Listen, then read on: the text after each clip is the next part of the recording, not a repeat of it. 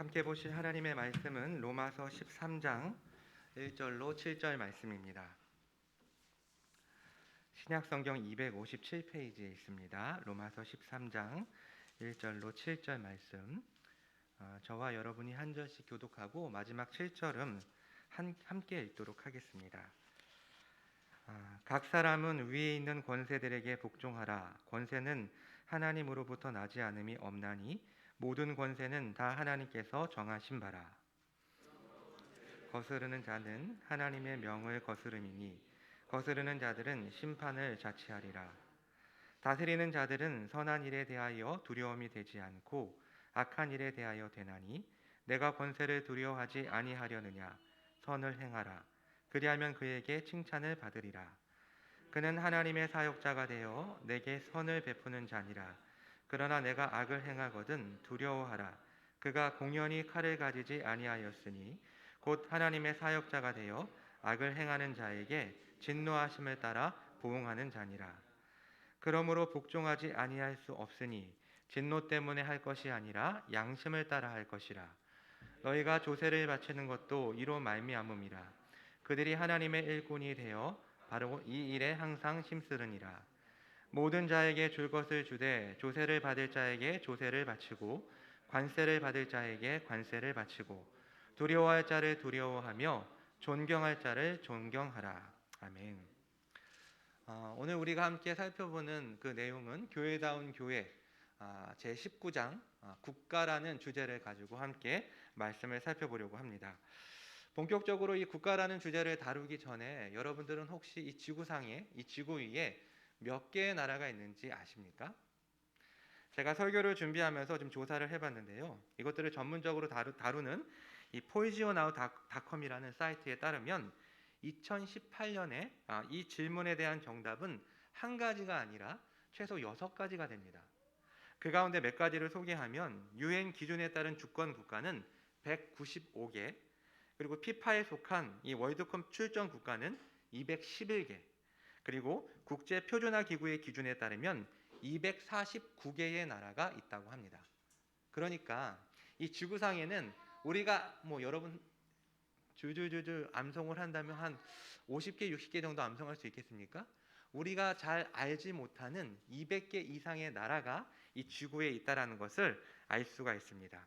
그래서 이 세상에서 태어나는 사람들은 태어나면서부터 한 나라, 한 국가에 소속이 되고 이 외에도 이 속인주의와 속지주의에 따라서 이중 국적 또는 몇 개의 국적을 갖는 경우도 발생하게 됩니다. 이처럼 인간은 이 땅에 태어나면서부터 적어도 한 나라에 소속됩니다. 그런데 여기 이 세상 나라 말고 또 다른 나라가 있습니다. 어떤 나라일까요? 바로 하나님 나라입니다. 이 하나님 나라는 예수 그리스도를 믿는 신자들로 구성된 나라이고 이 세상에 살고 있는 신자는 결국 두 개의 국적, 곧 자신이 태어난 나라의 국적과 또한 특별한 부르심 속에 예수 그리스도를 믿음으로 얻게 된 이 영원한 나라의 그 시민권, 그 영원한 나라의 국적을 취득하게 됩니다. 자, 그렇다면 이렇게 이중 국적자가 된 신자들은 이 세상 속에서 어떠한 삶을 살아야 할까요? 오늘 우리는 이 로마서 13장 1절로 7절 말씀을 통해서 이 내용을 살펴보려고 합니다. 사실 오늘 본문은 그리스도인의 국가관에 대한 중요한 교훈을 우리에게 설명해 주고 있습니다. 그러나 이 사실 본문 속에서 국가라는 말은 나오지 않습니다. 여러분들과 제가 이 본문을 읽었는데 국가라는 단어가 나오지 않죠.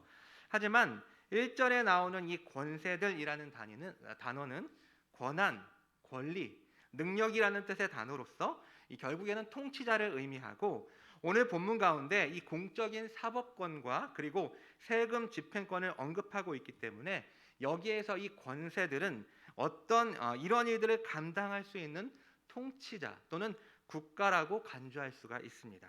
그래서 오늘 본문은 성경 속에서 그리스도의 국가관을 논할 때 빠질 수 없는 중요한 본문 가운데 하나입니다. 하지만 이 본문이 그리스도의 국가관에 관한 모든 것을 다 가르쳐 주는 것은 아니기 때문에 우리는 성경 전체를 통해서 이 내용을 정리할 필요가 있습니다. 사실 오늘 본문은 역사상 많은 논란이 있는 본문 가운데 하나입니다. 왜냐하면 사도 바울이 신자는 그리고 교회는 이 모든 국가 권력에 무조건적으로 복종해야 한다라고 명령하고 있는 것처럼 보이기 때문입니다. 자, 그렇다면 우리는 이 말씀을 어떻게 이해해야 할까요? 사도 바울이 이야기한 것처럼 절대적으로 모든 국가의 모든 명령에 무조건적으로 순종해야 할까요? 사도는 정말 그런 의도로 이렇게 이야기를 한 것일까요? 자, 그렇다면 이 말씀을 한번 살펴보도록 하겠습니다. 사도는 먼저 기본적으로 이 국가의 이 공권력에 복종해야 한다라고 이야기를 합니다.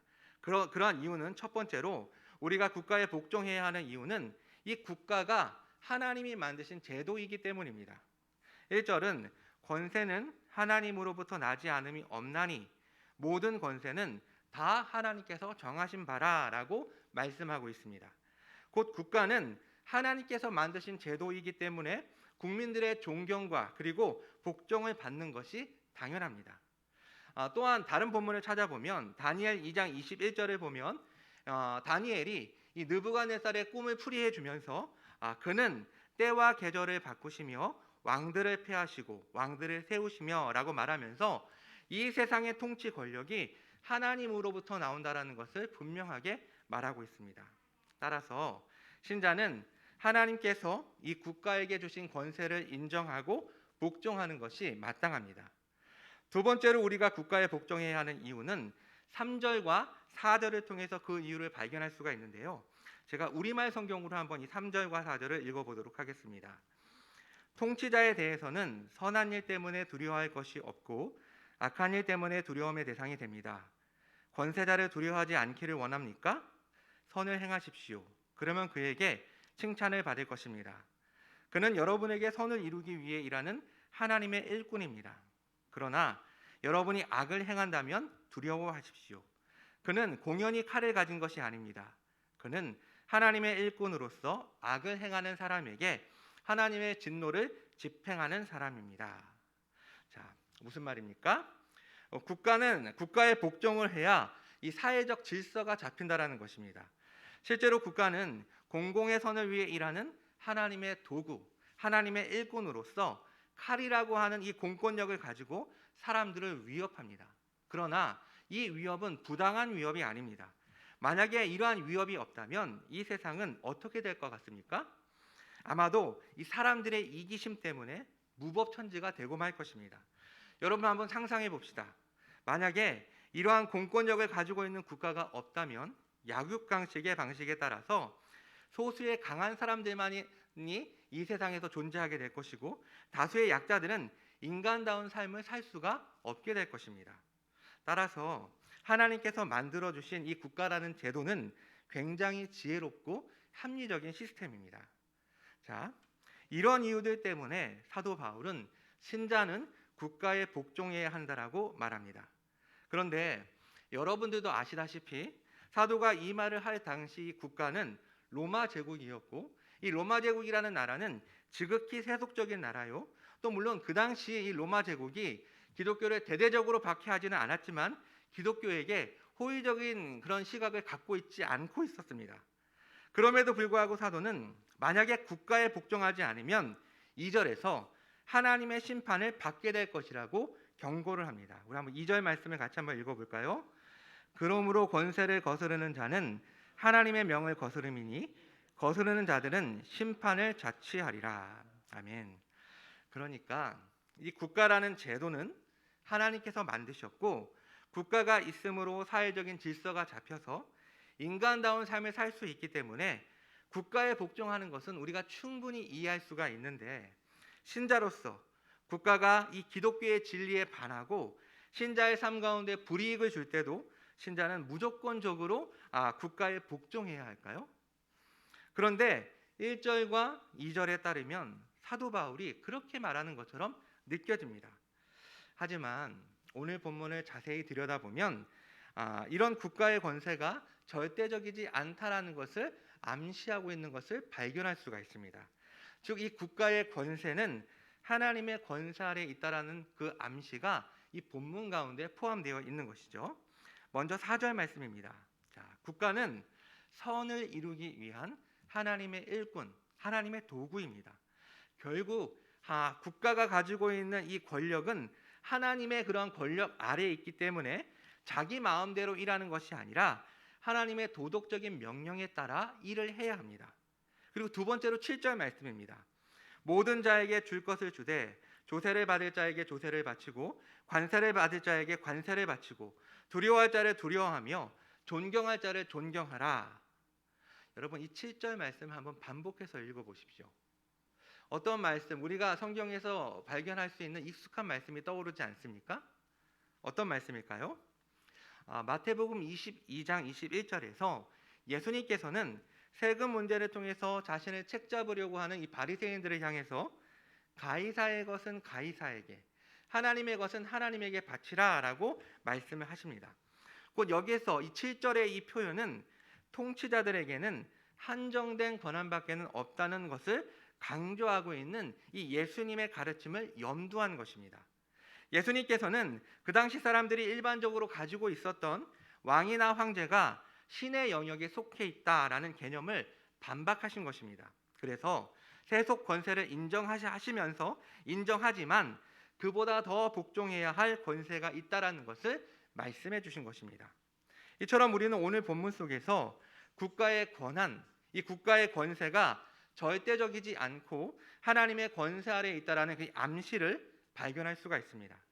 그리고 우리는 성경의 다른 본문들을 통해서 만일 정부가 부당한 것을 신자와 교회에게 요구할 경우 그것을 거부했던 경우를 살펴볼 수가 있습니다. 출애굽기 1장을 보면 하나님을 경외하는 히브리 산파 시브라와 부하는 사내의 아이가 태어나면 죽이라는 이 바로의 명령에 불복종했습니다. 또한 다니엘서를 보면 다니엘과 세 친구 사드락과 메삭과 아벳느고는 신앙을 위해서 왕의 음식과 금신상에 절하는 것을 거부했습니다. 또한 다리오 왕 이외에 그 누구에게도 기도하면 안 된다라는 조서를 거부했습니다. 이들은 바벨론 땅에 살면서 이방 왕의 합리적인 명령에는 그 나라의 백성으로서 복종하고 충성했지만 자신들의 신앙에 저해되는 명령을 국가가 할 때에는 목숨을 걸고서라도 거부하고 저항했던 모습을 우리에게 보여주고 있습니다. 구약뿐만 아니라 신약에도 이러한 사례가 나타나고 있습니다.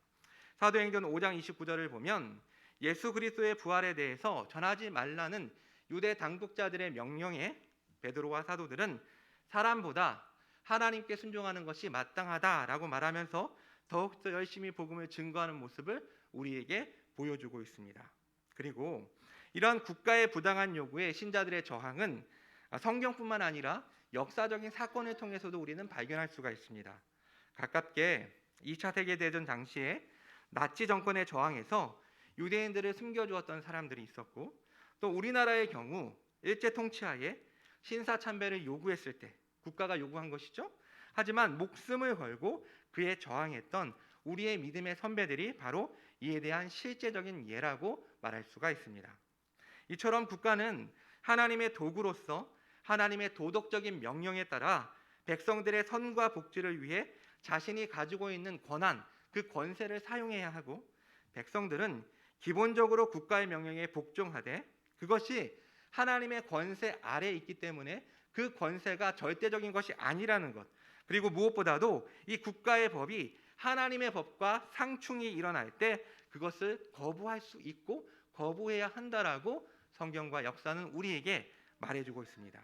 자, 그렇다면 좀 더 실천적으로 신자는 이 정부의 부당한 요구에 어떻게 거부하고 어떻게 저항해야 할까요?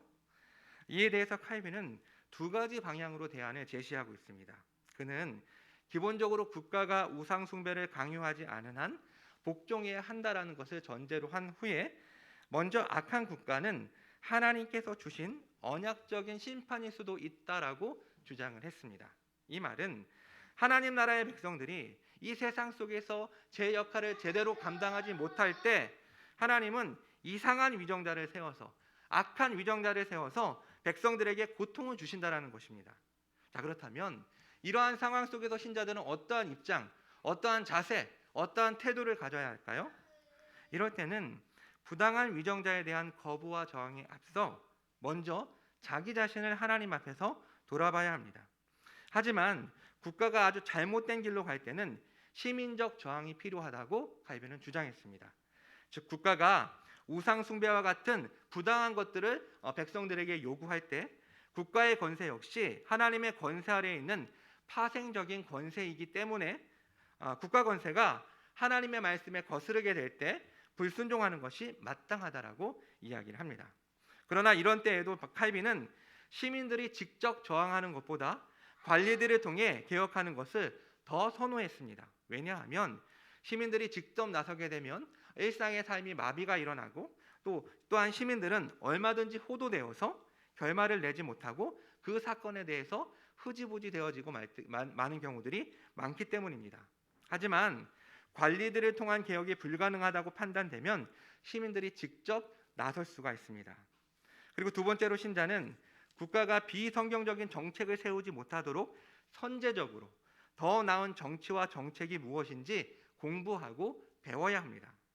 물론 이 사회적인 이슈나 어떤 정치적인 주제를 예배 시간에 직접 다룰 수는 없지만 교회 안에서 이러한 문제들에 대해서 세미나나 포럼 같은 방식을 통해서 그 주제가 신자에게 어떤 영향을 미치게 될지, 그러한 상황 속에서 신자는 어떠한 입장, 어떠한 태도를 가져야 할지에 대해서 논의를 하고, 또한 방송과 라디오를 통해서 뉴스나 신문 그리고 관련된 서적을 읽고 인터넷 방송들을 통해서 정치적인 소양을 키워야 합니다. 하지만 주의해야 할 것은 이 다양한 관점에서 정보를 얻고 우리의 지성과 양심에 따라 판단해야 한다는 것입니다. 특별히 유튜브와 같은 매체는 이 알고리즘 때문에 유사한 내용들을 계속해서 우리에게 제공해 주기 때문에 확증 편향을 갖게 만들 수 있습니다. 즉 자신이 가지고 있는 어떠한 이미지, 생각을 더욱 고착시켜버리는 그런 악영향을 미칠 수 있다는 것이죠. 결국 이러한 방식으로 정보를 취합하게 되면 자신이 가지고 있는 생각이 진리라고 믿게 되고, 다른 입장을 가지고 있는 사람들이 무식한 사람, 말이 통하지 않는 사람, 그리고 나와 대화의 대상이 아니라고 무시하는 경우들이 일어나게 됩니다. 또한 출처를 알 수 없는 카톡 메시지를 퍼다 나르는 것도 신자로서 조심해야 할 행동입니다. 마치 지금 당장 청와대 홈페이지로 가서 반대 입장을 취하지 않으면 무슨 큰 일이 일어날 것처럼 사람들을 선동하는 메시지는 우리가 주의하고 그 진위 여부를 따져봐야 하는 것입니다. 결국 국가는 오늘 설교 제목처럼 하나님 아래 그리고 사람들을 위해 존재하는 기관으로서 그 자체가 하나님에 의해 세워진 기관이고, 일반 은총의 입장에서 인간의 삶과 복지를 위해 반드시 필요한 것입니다. 따라서 예수 그리스도를 믿음으로 하나님 나라의 백성이 된 신자라고 할지라도 이 세속 국가의 명령에 복종해야 합니다. 우리의 시민권이 하늘에 있다고 해서 세속적인 정치에 무관심하여 투표도 하지 않고 세금 납부도 하지 않고 국방의 의무를 거부하고 공무원이 되는 것을 반대해서는 안 됩니다. 자, 우리는 이 국가가 이 세상 속에서 왜 존재하는지를 정확하게 아는 신자로서 국가에 복종해야 합니다. 사실 사람들이 국가에 복종하는 이유는 국가가 가지고 있는 칼, 공권력 때문입니다.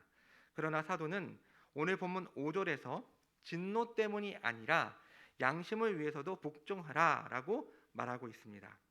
곧 신자는 국가에 대한 불복으로 오는 어떤 처벌 때문이 아니라 더 고차원적으로 신자로서의 양심과 하나님을 향한 순종 때문에 국가에 복종해야 한다라고 말합니다. 또한 7절이 말하고 있는 것처럼 존중하는 마음과 예의를 갖추고 복종해야 합니다. 덧붙여 설명하면 10계명 가운데 제5계명이 내 부모를 공경하라인데, 여기서 부모는 문자적으로는 우리의 육신의 부모님이지만 이것을 광의적으로 하나님께서 권위를 주신 윗사람으로 해석할 수가 있고, 여기에는 국가의 위정자도 포함되기 때문에 우리는 마치 부모님을 대하는 것처럼 위정자를 대해야 합니다. 사실 이 부분을 정리하면서 저도 뉘우친 바가 굉장히 많습니다. 여러분들도 아시다시피 과거에는 어떤 사적인 자리에서 대통령을 욕하다가 잘못하는 끌려가는 그런 상황도 있었다고 합니다. 제가 어렸을 때는 그런 일이 있었다고 합니다. 하지만 오늘날에는 이에 대한 선이 완전히 무너져서 이제 대놓고 공적인 인터넷에서 위정자를 조롱하고 욕하는데 그 수준이 심각할 정도입니다. 저도 제가 신청을 하지 않았는데 어떻게 트위터가 메일링이 돼서 매일 이렇게 유명한 야당 방송인의 트위터가 저한테 넘어오는데 메일로 가끔씩 보면 통쾌할 때도 있긴 하지만 굉장히 이 위정자에 대한 조롱과 정치인들에 대한 비판을 아주 비인격적으로 그렇게 이야기하는 것을 보게 됩니다. 자, 그런데 이러한 세태는 현 정부뿐만이 아니라 지난 정부 때에도 마찬가지입니다. 물론 국가나 어떤 위정자가 잘못된 부분에 대해서 지적하고 또 항의할 수는 있지만 그 자세와 태도에 있어서 신자는 존중하는 모습으로 해야 할 것입니다. 정리하면 신자는 양심에 따라 그리고 존중하는 마음과 예의를 갖추어서 국가에 복종해야 합니다. 하지만 이것은 무조건적인 복종이 아니라 조건부의 복종이라는 것을, 그래서 국가는 그 권세가 하나님으로부터 주어진 것이기 때문에 절대적이지 않고, 따라서 하나님의 법과 우리의 신앙에 반하는 정책을 국가가 명령할 때 신자는 거부하고 저항해야 합니다. 자, 그럼 신자로서 우리는 국가에 대해서, 특별히 이 위정자와 정치에 대해서 어떠한 자세를 가져야 할까요? 첫 번째로 예수님처럼 겸손과 사랑으로 세상에 영향을 끼쳐야 합니다. 사실 예수님께서 활동하던 1세기 팔레스타인 지역은 정치적으로 매우 복잡했습니다. 당장 예수님께서 부르신 이 제자들의 목록만 보더라도 그 가운데는 세리도 있었고 열심당원도 있었습니다.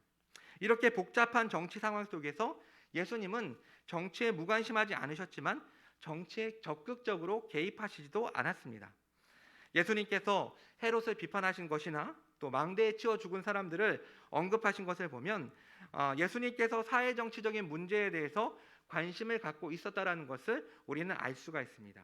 하지만 예수님께서는 거의 대부분의 경우 정치 현안 문제에 대해서는 아무런 말씀도 하지 않으셨습니다. 하지만 이것이 예수님이 정치에 대해서 무관심했기 때문이 아니라, 무책임했기 때문이 아니라 예수님께 가장 긴급한 사명은 바로 하나님 나라를 세우는 것이었기 때문에 언급하지 않으셨을 뿐입니다. 그래서 예수님께서는 정치에 영향을 주는 방식을 이 세상의 방식과 똑같은 방식으로 취한 것이 아니라 세상과 다른 방식으로 취하신 것을 볼 수가 있습니다. 곧 폭력이나 힘이 아닌 겸손과 사랑, 그리고 십자가의 길이었습니다. 마가복음 10장 42절로 45절을 보면 예수님께서는 자신을 따르는 사람들을 향해서 크고자 하는 자는 섬기는 자가 되어야 하고 으뜸이 되고자 하는 자는 모든 사람의 종이 되어야 한다라고 가르치셨고, 또한 자신이 이 땅에 오신 목적이 섬김을 받으려 함이 아니라 도리어 섬기려 하고 자기 목숨을 많은 사람들의 대속물로 주기 위함이라고 말씀하셨습니다. 따라서 신자는, 그리고 교회는 이 세상의 방식으로 정치적인 영향력으로 어떠한 이 세상의 이 정치에 영향을 미치려고 하는 이익단체의 모습으로 서는 것이 아니라 예수님께서 보여주신 것처럼 겸손과 사랑의 모습, 그리고 자신을 희생하는 삶으로 이 세상과 정치에 영향을 미쳐야 합니다. 두 번째로 화해와 하나됨을 위해 애써야 합니다. 세상은 권세를 얻기 위해 자극적이고 극단적인 표현들을 통해서 편을 나누고 그리고 분열을 일으킵니다. 그래서 이 조그만 땅덩어리 안에서도 지역에 따라서 동과 서가 나누어지고, 정치적인 입장에 따라서 좌와 우로 나누어지고, 세대 간의 입장에 따라서 신과 구로 나누어지고 있습니다. 그 어떠한 정당이나 정치인도 성경적인 진리를 대신할 수가 없습니다.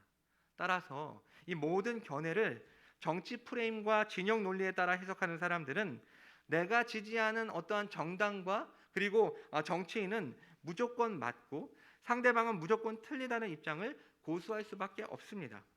그러나 그리스도의 복음은 에베소서 2장 14절에서 말씀하고 있는 것처럼 이 둘을 하나로 만드는 힘이 있습니다. 따라서 쪼개지고 분열될 세상을 그리스도의 복음을 통해 하나가 될 수 있도록 만드는 신자는 이 화해의 사자가 되어야 합니다. 물론 이러한 관점을 믿지 않는 사람들에게 기대할 수는 없습니다. 하지만 신자는 화해의 사자로서 정치적으로 다른 입장을 가지고 있는 사람들을 존중해 주어야 합니다. 마지막 세 번째로 정치에 대한 적절한 거리두기를 할 필요가 있습니다. 신자로서 우리는 양극단의 입장을 피해야 합니다. 그래서 먼저 세속 정치와 정치인들에 대한 실망 속에 정치 혐오주의에 빠져서는 안 됩니다. 이런 사람들을 제어하지 않으면 세상은 더욱더 타락할 수밖에 없습니다. 하나님께서 의도하신 국가가 제대로 기능하기 위해서는 신자는 바른 정치 참여를 통해서 세상을 더욱 밝고 건강하게 바꾸어 가야 합니다. 두 번째로 모든 문제를 정치로 해결할 수 있다고 생각하는 정치 만능주의, 곧 정치를 통해서 이 땅에 유토피아를 건설할 수 있다고 생각하면 어떤 특정 정당과 정치인을 무조건적으로 옳다고 생각하게 되어서 결국 우상을 섬기는 것처럼 될 수가 있습니다. 하지만 신자는 정치 혐오주의나 정치 만능주의에 빠져서는 안 되고 균형을 맞춰야 합니다. 사랑하는 여러분, 사실 저는 뉴스를 볼 때마다 깜짝깜짝 놀랄 때가 많습니다. 왜냐하면 이 정치인들의 면면을 보면 똑똑하고 공부도 많이 하시고 또 다양한 경험을 하신 분들이 많은데, 그러한 인재들이 모인 집단에서, 그리고 그러한 분들이 말도 안 되는 결정을 내리고 그것들을 당당하게 발표하는 것을 보면 말문이 턱턱 막힐 때가 있습니다. 따라서 이런 얻은 상황 속에서 신자들은 더욱더 큰 책임이 주어졌다라고 볼 수가 있습니다.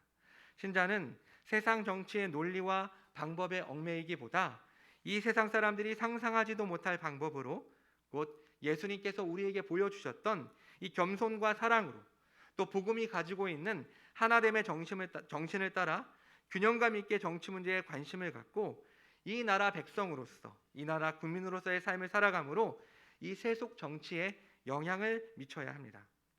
오늘 우리가 나눈 말씀이 당장 우리의 결단을 요구하는 내용은 아니지만 겸손한 마음으로, 그리고 나 자신을 돌아보고 이 나라의 국민으로서 균형 잡힌 정치 활동을 통해 아름다운 나라를 만들어가는 저와 여러분이 되었으면 좋겠습니다.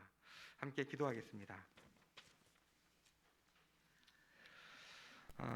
이 시간 오늘 우리에게 주신 말씀을 생각하면서 조용히 소리내지 않고 기도했으면 좋겠습니다.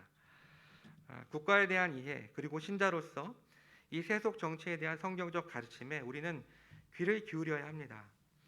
국민의 손으로 투표를 하고 위정자를 세우는 민주주의 국가에서도 결국 그 권세를 주시는 분은 하나님이시고, 따라서 우리는 그 권위에 복종해야 합니다.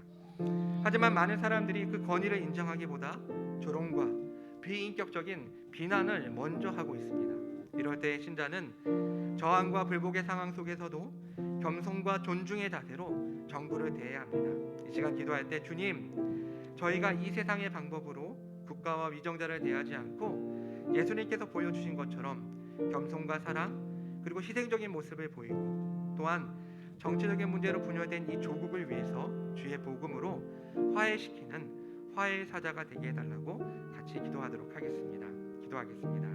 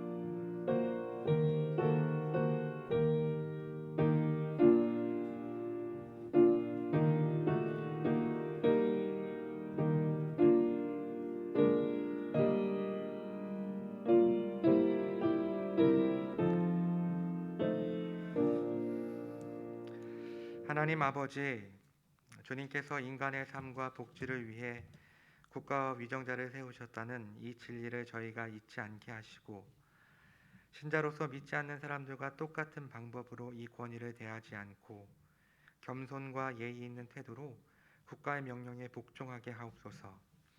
또한 예수님께서 저에게 보여주셨던 것처럼 세상을 향한 희생의 모습을 보이고 또한 신자의 삶과 교회의 교회됨을 통해 나누어지고 분열된 이 세상을 화해시키는 화해의 사자들이 되게 해 주시옵소서. 이 모든 말씀 예수님의 이름으로 기도합니다. 아멘.